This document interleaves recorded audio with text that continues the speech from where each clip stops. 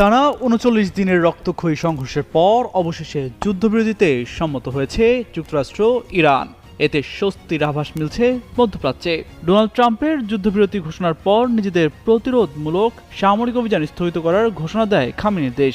একই সাথে শর্ত দিয়ে খুলে দেওয়া হয়েছে বিশ্বের সবচেয়ে গুরুত্বপূর্ণ জলপথ হরমুজ প্রণালী। এক বিবৃতিতে একথা জানান দেশটির পররাষ্ট্রমন্ত্রী আব্বাস আরাকচি।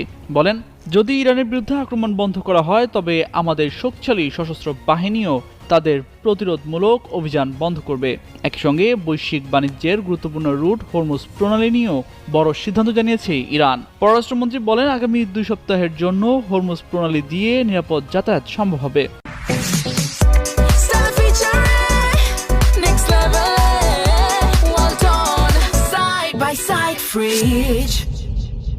তবে এই ক্ষেত্রে ইরানের সশস্ত্র বাহিনীর সঙ্গে যথাযথ